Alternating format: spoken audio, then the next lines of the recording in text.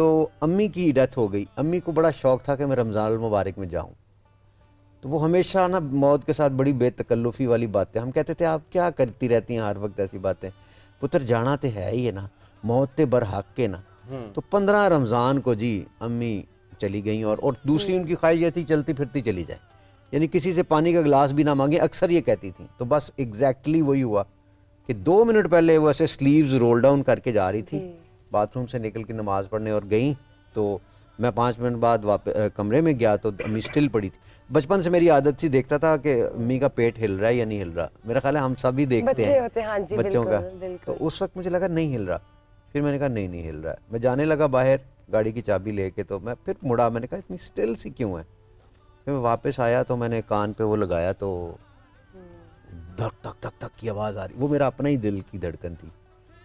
लेकिन वो फिर मैंने रिसेसिटेट किया, लेकिन अम्मी चली गई। मुझे कोई सुना, मुझे रोना आए, मैं साथ बैठ के दुरूद शरीफ पढ़ने लग गया। तो बड़ा ही मैंने कहा यार मैं सबको बताऊंगा तो उनका क्या होगा, ये होगा वो। अल्लाह ने पता नहीं कहाँ से हौसला दिया, और मुझे अपनी बहन की बात याद आती है।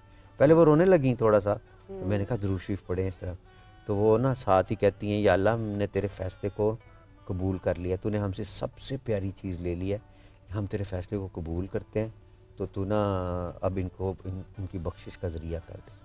तो मैं उनकी बात से इतना वो इंस्पायर हुआ। तो मतलब ये अल्लाह के वली हैं मेरे बहन भाई जो है ना, मैं ये कहता हूँ कि इसरार भाई ने 2.5 करोड़ दफ़ा दुरूद शरीफ पढ़ा हुआ है। माशाल्लाह, हाँ, बाकी भी मतलब दुनिया में हम लोग करोड़पति होके जाना चाहते हैं ना, तो हमारे एक बुजुर्ग ने कहा था कि दुरूद शरीफ में कितने लोग करोड़पति होके जाते हैं। तो ये वाली बात, अब इससे मैं बात की है, मेरा मकसद पता क्या है, कई लोग शुरू कर देंगे इंशाल्लाह। आपकी मदर की अगर मैं बात करती हूँ तो कुछ आपने कलाम लिखा हुआ है, दुआ थी उनकी, हाँ दुआ है कोई, और उस पर फिर कोई कलाम लिखा आपने? हाँ जी, वो कोई वाकया भी है? पे कलाम तो वैसे कलाम ही लिखा था वहाँ पे, वो सुना दे। दुआ तो नहीं था। माँ तू चेते आउणो हट दी ना, तेरे बाजों ए दुख दिल दा, दस मैं किनू कां। मां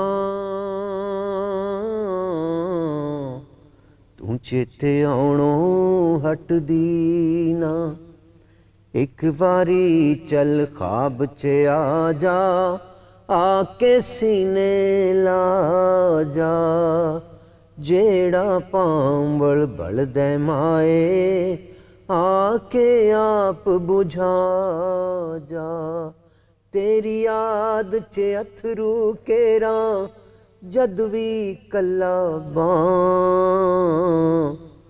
मां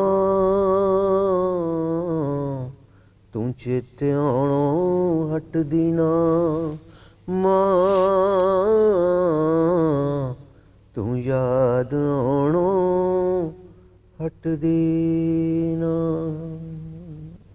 अल्लाह ताला गरी की रहमत करे, और जितने लोगों की वालिदैन जिंदा हैं, मैं उनसे यही कहूँगा कि मौका है आपके पास, जितनी भी खिदमत कर सकते हैं कर लें। एक एक लम्हा कीमती है, क्योंकि होते हुए एहसास नहीं होता, पता फिर ही चलता है जब चले जाते हैं ना एक दफ़ा। तो आज अल्लाह ने देखे उनके नाम पे सुगरा शफ़ी अस्पताल, मैं कभी माँ को देखता हूँ, वो इतनी सादा, वो इतनी प्यार करने वाली, वो चादर लेके रखना, और वो सही माँ जैसी माँ, हर कदम पे अल्लाह, हर लफ्ज़ में अल्लाह। तो कलमा सिखा के और क्या क्या नहीं, सीधी जो कहते हैं ना कूलू कौलन सदीदा, वो थे हमारे पेरेंट्स। जो दिल में है वो मुंह पे है, कर दी है बस। तो इसीलिए अल्लाह ने उनका नाम ज़िंदा किया ना। कभी कभी मैं कहता हूँ उसके ऊपर सुगरा शफ़ी अस्पताल की बजाय बरारुल हक और इसरारुल हक और अनवारुल हक अस्पताल भी तो हो सकता है।